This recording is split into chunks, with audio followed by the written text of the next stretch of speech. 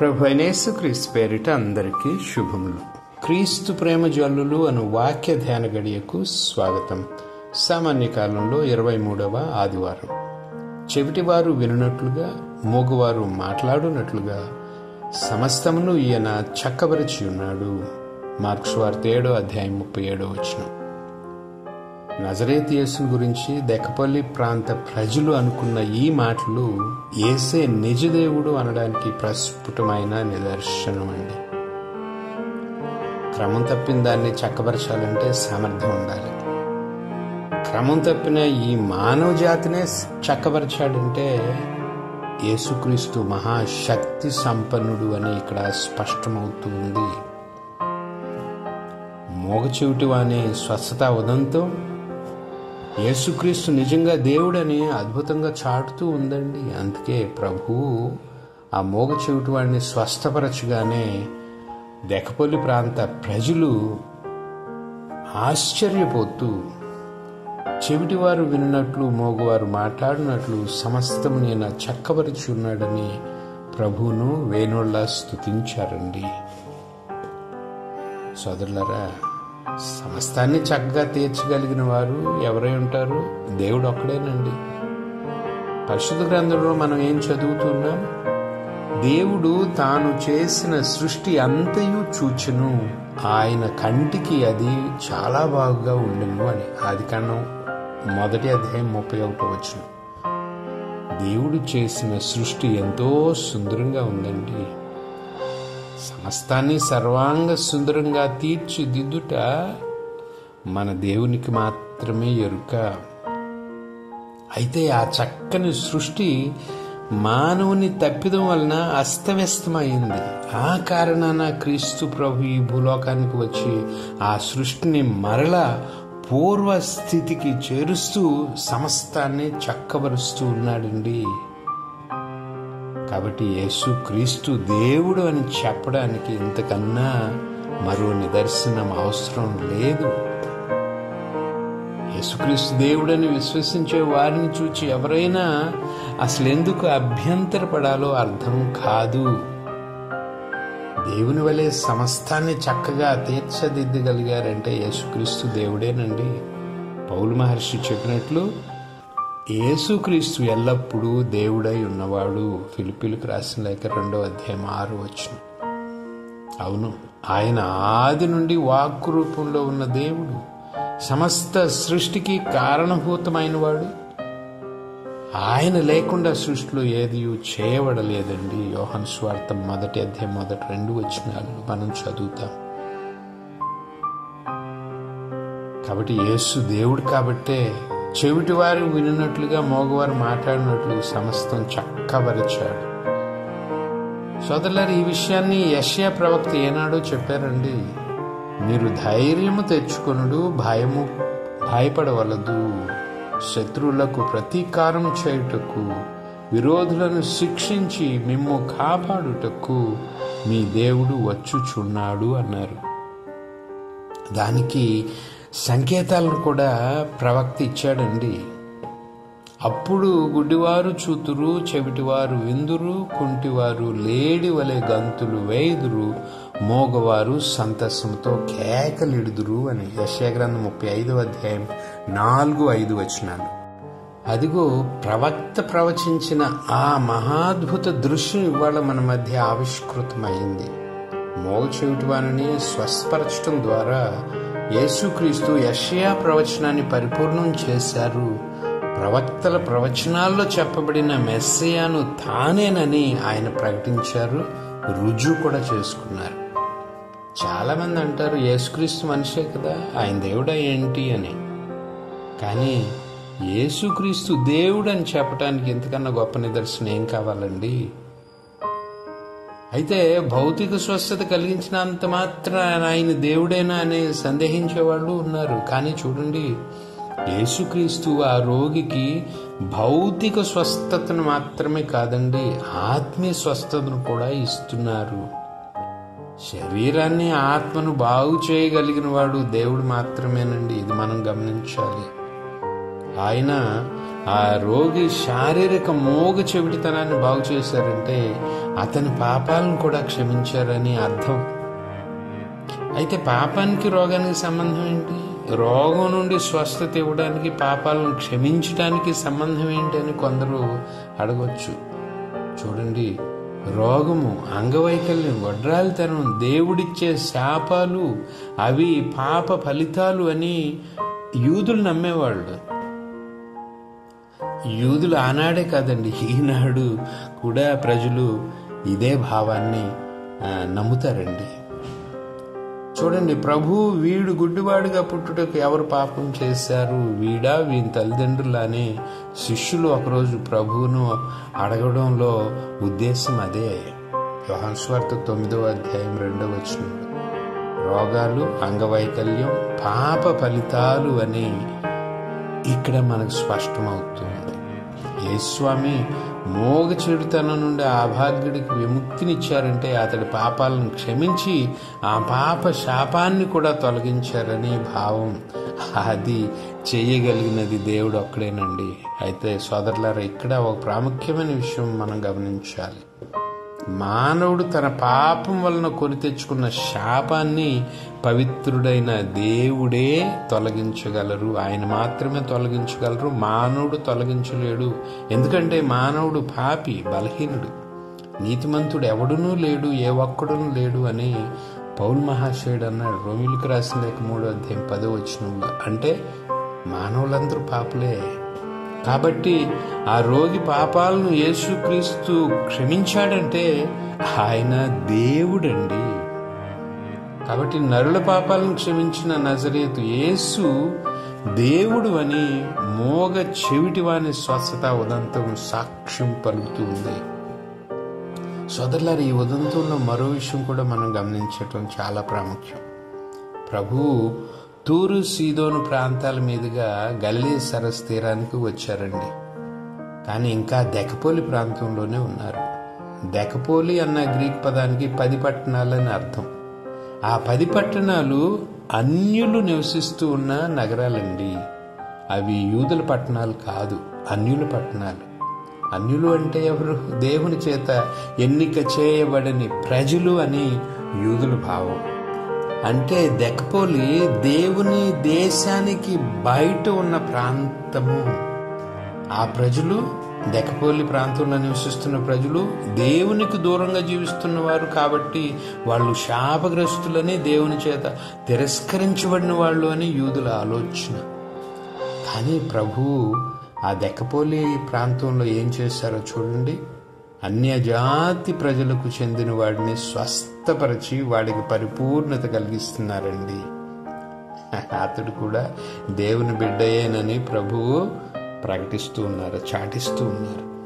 సోదరులారా, ఈ కార్యంలో 2 మర్మాలు ఉన్నాయండి. ఒకటి, నజరేతు యేసు నిజంగా దేవుడు అని.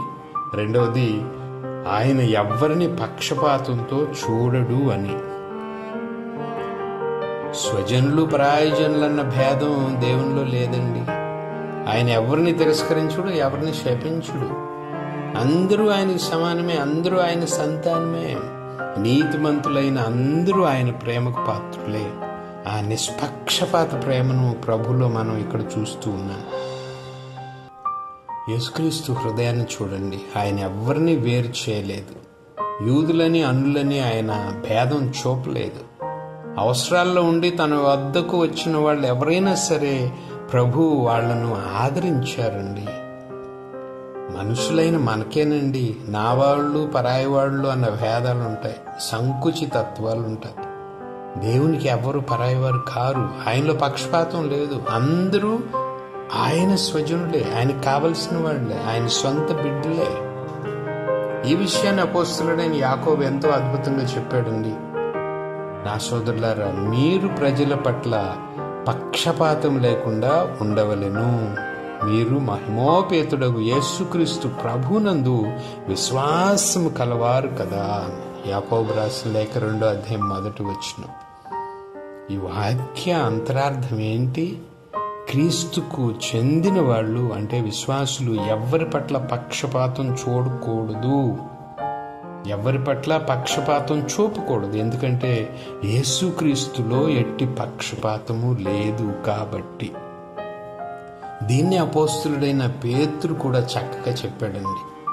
దేవుడు ఎట్టి పక్షపాతము లేక అందరినీ సమదృష్టితో చూచునని నేను ఇప్పుడు గుర్తించుతనే, దేవునికి భయపడుచు సత్ప్రవర్తన కలవాడు ఏ జాతివాడైనను దేవునికి అంగీకార యోగ్యుడే అని పేతురు గారు అన్నారు.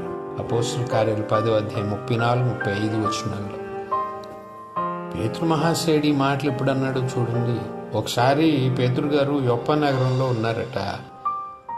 అప్పుడు కైసరియా పట్టణంలో నివసిస్తూ ఉన్న కొర్నేలి అనే శతాధిపతి పేతురు గారిని తన ఇంటికి తోడుకొని రావడానికి కొందరు సైనికుల్ని యొప్ప నగరానికి పంపాడు. ఈ కొర్నేలి ఎవరు? ఒక రోమియుడండి, అంటే అన్యుడు. కానీ అతడు మంచివాడు, ప్రార్థనాపరుడు, దైవభక్తి కలవాడు, ధర్మకార్యాలు చేసేవాడట. కాబట్టి దేవుడు అతన్ని తన దగ్గరకు పిలుచుకుంటున్నాడండి. అందుకే పేతురు గారిని తన ఇంటికి రప్పించుకోవాలనే ప్రేరణను పవిత్రాత్మ దేవుడు కొర్నేలిలో కల్పించాడు. కొర్నేలిని తన దగ్గరికి చేర్చుకోవడానికి దేవుడు మార్గాన్ని ఏర్పాటు చేస్తున్నారు. ఇక ఈ కొర్నేలి తన కుటుంబం, బంధువులు, ప్రాణ స్నేహితులతో కలిసి పేతురు రాక కోసం అదిగో ఆ కైసరియా పట్టణంలో ఎదురు చూస్తూ ఉన్నాడండి.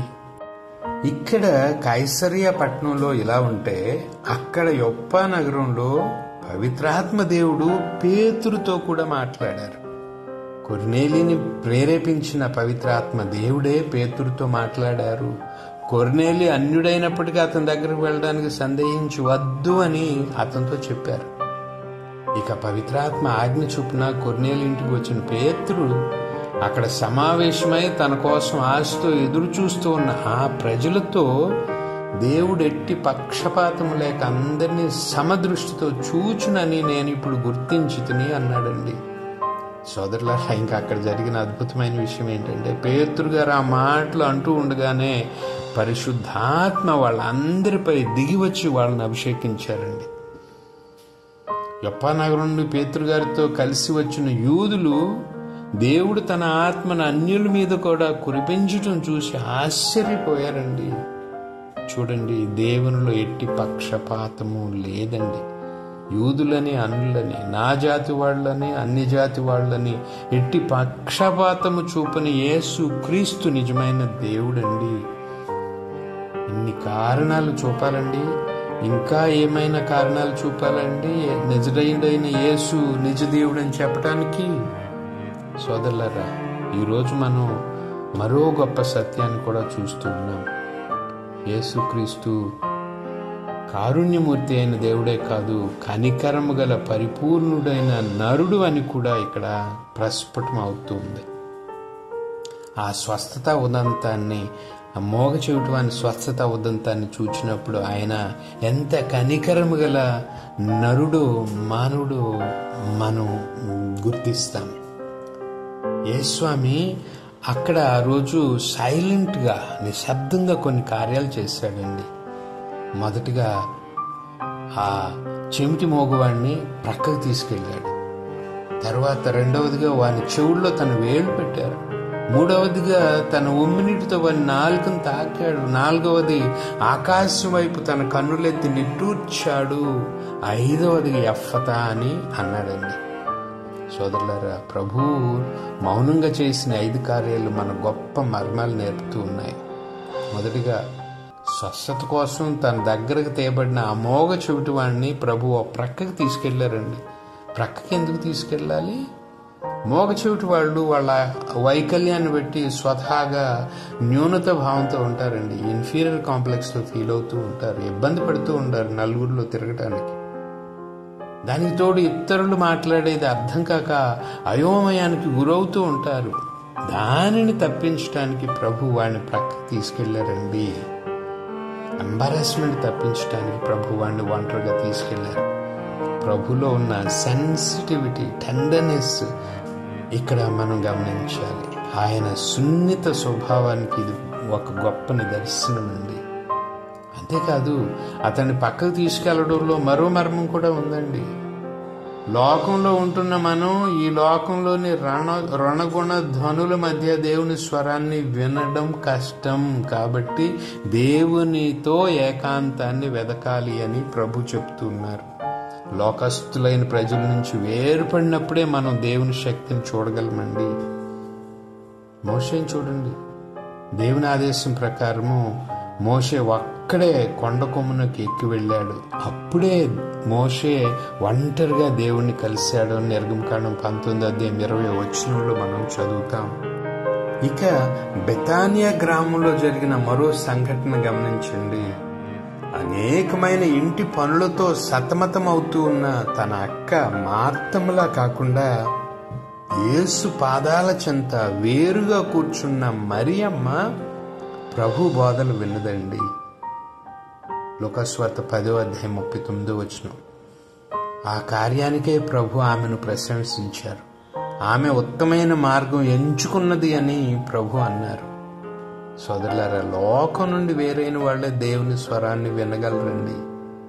దేవునిపై మన హృదయాన్ని లగ్నం చేయాలంటే మనం లోకం నుండి వేరై ఉండాలి. లోకం నుండి వేరే మన మనస్సును ప్రభు మీద మనం నిలుపుతూ ఉన్నామా? ఆయనతో వ్యక్తిగతమైన సంబంధాన్ని, అనుబంధాన్ని ఏర్పరచుకుంటూ ఉన్నామా? మనం ఆత్మపరిశీలన చేసుకోవాలండి. మనం ఆయనతో ఏకాంతంగా గడపాలని ప్రభు కోరిక. ఇది మనం గుర్తుంచుకుందాం. ఇక రెండవది, ప్రభువు అమోఘ చెవిటి వాని చెవులలో వేళ్లు పెడుతున్నారండి. ప్రభు మోగ చెవిటి వాని స్వస్థపరిచిన విధానం చూద్దాం. ప్రభు ఎవరినైనా స్వస్థపరిచినప్పుడు సాధారణంగా ఆయన ఒక విధానాన్ని పాటించేవాళ్ళండి. ప్రభు వాళ్ళతో మాట్లాడేవాళ్ళు. నీ విశ్వాసమే నిన్ను స్వస్థపరిచినది, వెళ్ళుము అనేవాళ్ళు. లేదా నాకు ఇష్టమే స్వస్థుడు, కమ్ము అనేవాళ్ళు. లేదా వెళ్ళి అర్చకునికి కనిపించుమని ఇలా ప్రభు వాళ్ళతో మాట్లాడేవాళ్ళండి. కానీ ప్రభు ఈ మోగ చెవిటి రోగితో మాట్లాడలేదు. వాని చెవుల్లో వేళ్లు పెట్టారు. ఉమ్మి నీటితో వాని నాలుకను తాకారు. సోదరుల, రాత్రితో మాట్లాడటం లేదు ప్రభు. సైలెంట్ సంకేతాలు ప్రభు ఇస్తూ ఉన్నారు. ప్రభు అలా ఎందుకు చేశారో తెలుసా? అతడు చెవిటివాడు కనుక తాను మాట్లాడేది వాడికి అర్థం కాక వాడు గాబరా పడవచ్చు, ఎంబారసింగ్గా ఫీల్ అవ్వవచ్చు. కాబట్టి మాట్లాడకుండా ప్రభు నిశ్శబ్దంగా, మౌనంగా కార్యాలు చేశాడండి. చూసారా ప్రభులోని సున్నితత్వం, హిజ్ సెన్సిటివిటీ అండ్ టెండర్నెస్. ఇక మూడవది, ప్రభు తన ఉమ్మి నీటితో వాని నాలుకను తాకారు. ఉమ్మి నీటిలో స్వస్థ శక్తి ఉందని ఆ రోజుల్లో ప్రభు వాయించేవాళ్ళండి. అది నిజమే. కొన్నిసార్లు మనం ఏదైనా తినేటప్పుడు పొరపాటున మన నాలుకను కానీ దవడను కానీ కొరుక్కుంటూ ఉంటాం. మామూలుగా అయితే అది గాయమే పుండుగా మారాలి, కానీ అలా జరగదు. అది త్వరగా మానిపోతూ ఉంది. దానికి కారణం మన ఉమ్మి నీటిలో స్వస్థపరిచే శక్తి ఉండటమే. అందుకే ప్రభువు తన ఉమ్మి నీటితో వాని నాలుకను తాకారండి. అంటే తనలోని స్వస్థత శక్తిని వాడికి ఇస్తూ ఉన్నాడు. వాడి నాలుక పట్లు సడిలేటట్లు చేస్తూ ఉన్నాడు. సోదరులారా, ప్రభు ఇలా ఎందుకు చేశారు? వాడి పక్కకు తీసుకువచ్చినందుకు వాడు గాబరా పడకుండా ఉండాలని వాని చెవుల్లో తన వేళ్లు పెట్టారండి. తన ఉమ్మి నీటితో వాని నాలుకను తాకారు. అలా చేయటం ద్వారా తాను ఏం చేయబోతున్నారో వాడికి చెప్తున్నారు. వినడానికి చెవుల్ని, మాట్లాడడానికి నాలుకను నేను విప్పబోతున్నాను అని ఆ రోగితో, ఆ మోగ చెవిటి వానితో ప్రభు అంటూ ఉన్నారు. సోదరులారా, గమనించండి, ప్రభు చేసే ప్రతి పనిలోనూ పరమార్థం ఉంటుందండి. ఆయన చేసే ప్రతి కార్యం మన మేలు కోసమే. కాబట్టి మనం ఆయన్ని నమ్మాలి, ఆయనలో విశ్వాసం ఉంచి ముందుకు సాగాలి. నాలుగవది, ప్రభువు ఆకాశం వైపు కన్నులెత్తి నిట్టూర్చారు. ప్రభు ఆకాశం వైపు ఎందుకు కన్నులెత్తారండి? పరలోకాన్ని చూడడానికి, పరలోక తండ్రిని చూడడానికి. ఇదిగో ఈ అభాగ్యుడు కూడా పరలోకానికి చెందిన బిడ్డే. ఈ అభాగ్యుడు కూడా పరలోక తండ్రికి చెందిన బిడ్డ అని చెప్పడానికండి. ఇక ఎందుకు నిట్టూర్చారు? శారీరకమైన ఆత్మీయమైన వైకల్యం వలన నరులు ఎంత శాపానికి గురవుతున్నారో చూచి ప్రభువు తన వేదనను వ్యక్తం చేస్తున్నారు. అందుకే నిట్టూర్పు. ఆకాశం వైపు చూచి తన పరలోక తండ్రి దగ్గర మొరపెడుతూ ఉన్నారు. ఆయన మన కోసం మొరపెట్టి విజ్ఞాపన చేసే మన ప్రధాన యాజకుడు కాబట్టి తన పరలోక తండ్రి క్షమ కోసం, కారుణ్యం కోసం వేడుకుంటున్నారు. యేసుక్రీస్తు మన విమోచన కోసం నిత్యం విజ్ఞాపన చేస్తున్న మన ప్రధాన యాజకుడు మన నిమిత్తం ఏడ్పులతో కన్నీటితో పెద్దగా ఎలుగెత్తి ప్రార్థిస్తున్నాడు అని అపోస్తలుడు హెబ్రీయులకు రాసిన 5వ అధ్యాయం 7వ వచనంలో అన్నాడు. సోదరులారా, అటువంటి దేవుణ్ణి కలిగి ఉన్నందుకు మనం సంతోషించాలి. అంతే చాలదండి, ఆయనకు సొంతమై జీవించాలి. ఇక చివరిగా ప్రభువు ఎఫ్ఫతా అన్నారండి, అంటే తెరుచుకో అన్నారు. ఏం తెరుచుకోవాలి? సోదరులారా గమనించండి, ఆ మోగ చెవిటివాని చెవులను తెరుచుకోమనే ఆ మాట కాదండి, పరలోకాన్ని కూడా తెరుచుకో అన్న ఆజ్ఞ ప్రభు మాటలో ఉంది. ఆదాము పాపం కారణంగా మూయబడిన స్వర్గ ద్వారాలు తన రాక ద్వారా తెరుచుకుంటున్నాయి అన్న శుభ సందేశం కూడా ఆ మాటలో ఉందండి. సోదరులారా, ప్రభువును ఆశ్రయించిన వారి కోసం, ప్రభువుకు చెందిన వారి కోసం స్వర్గ ద్వారాలు ఎప్పుడూ తెరుచుకుంటూ ఉంటాయి. కాబట్టి మనం ప్రభుతో జీవిద్దాం, ఆయనకు చెందిన వాళ్ళుగా, ఆయనకు సొంతమైన వాళ్ళుగా జీవిద్దాం. సోదరులారా, ఈ ఉదంతం నుండి మనం అలవర్చుకోవలసిన సుగుణాలు చాలా ఉన్నాయండి. మొదటిది, అంగవైకల్యంతో ఉన్న వాళ్ళని మనం ఏ రోజు హేళన చేయకూడదు. అందరూ దేవుని సుందరమైన సృష్టిలో భాగమే అని గుర్తించి వాళ్ళను ప్రేమించాలి, వాళ్ళ పట్ల గౌరవంగా ప్రవర్తించాలి. రెండవది, అవసరాల్లో ఆపదలు ఉన్న వాళ్లకు సాయం చేయడానికి మనం ఎప్పుడు సిద్ధంగా ఉండాలి. ఆ మోగవ చెవిటివాడు స్వస్థత పొందటానికి కారణం ఎవరండి? ఆ దెక్కపల్లి ప్రాంత ప్రజలే. ఆ జనులు వాడిని ప్రభు దగ్గరకు తీసుకువచ్చారు అని మార్కు సువార్తికుడు రాశాడు.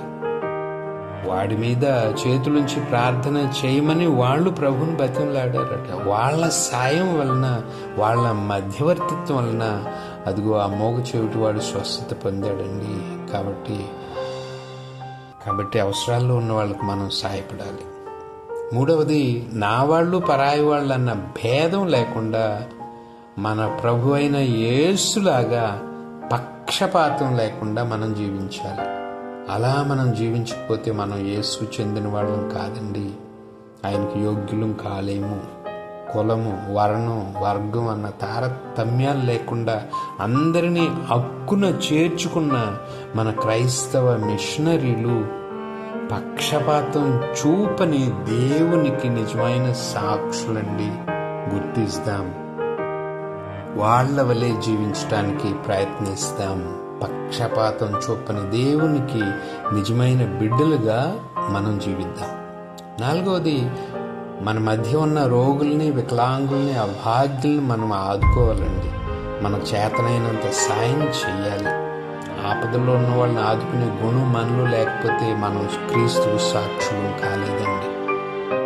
అనాథలను, అభాగ్యులను, రోగులను ఆదరించిన మదర్ తెరేసా యేసుక్రీస్తుకు గొప్ప సాక్షి. ఈరోజు ప్రపంచం అంతా ఆమెను గౌరవిస్తూ ఉంది. కోట్లాది మంది ఆమె ఆదర్శాన్ని అనుసరించి అభాగ్యులకు సేవ చేస్తూ ఉన్నారు. ప్రియ సోదర, ప్రియ సోదరి, గమనించు, ప్రతిరోజు నీ ఇంటి ద్వారం మీద ఎవరో ఒకరు తడుతూ ఉంటారు, సాయం కోసం అడుగుతూ ఉంటారు.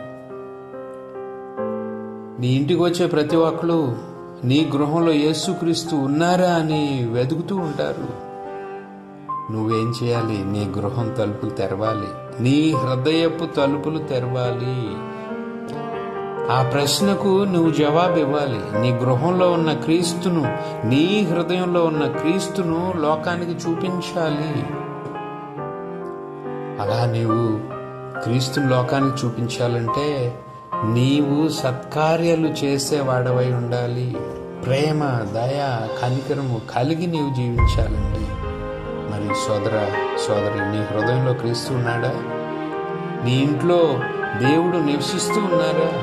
పరీక్షించి చూచుకో. ఆయన్ని లోకానికి చూపించు, ఆయన్ని లోకానికి ఇవ్వు. చిన్న ప్రార్థన చేసుకుందాం. తెరలు వంచండి. ప్రియమైన ప్రభు, మీ వాక్యాన్ని ధ్యానం చేయడానికి ఈరోజు మీరు మాకు ఇచ్చిన ఈ సమయానికే మీకు స్తోత్రాలు. ప్రభు, జాలి కనికరం కలిగి ఎలా జీవించాలో మీరు మాకు ఈరోజు నేర్పుతూ ఉన్నారు. మా చుట్టూ ఉన్న అనాథలను, అభాగ్యులను ఎలా ఆదరించాలో మీరు మాకు నేర్పుతూ ఉన్నారు. మోగ చెవిటి వాని పట్ల మీరు చూపిన ఆదరణ మేము కూడా మా చుట్టూ అవసరాల్లో ఉన్న వారి ఎడల చూపించడానికి కావలసిన శక్తిని, ఆత్మబలాన్ని మాకు అనుగ్రహించండి. ప్రభు, ప్రత్యేకంగా ఈ తుఫాను వలన, వరదల వలన ఇవాళ అనేకులు మా చుట్టూ నాయన దయనీయమైన స్థితిలో ఉన్నారు. ఆహారం లేక, నీళ్లు లేక ప్రభువ అలమటిస్తూ ఉన్నారు. అటువంటి వాళ్ళకి మా చేతనైన సాయం చేయడానికి మాకు ప్రేరణ కలిగి మాకు శక్తినివ్వండి. మీకు సాక్షులుగా జీవించడానికి కావలసిన ఆత్మ బలాన్ని మాకు అనుగ్రహించండి. ఆమేన్. ప్రభు కృప సదా మనకు తోడయుండునుగాక. ఆమేన్. పితా, పుత్ర, పవిత్రాత్మ నామమున ఆమేన్.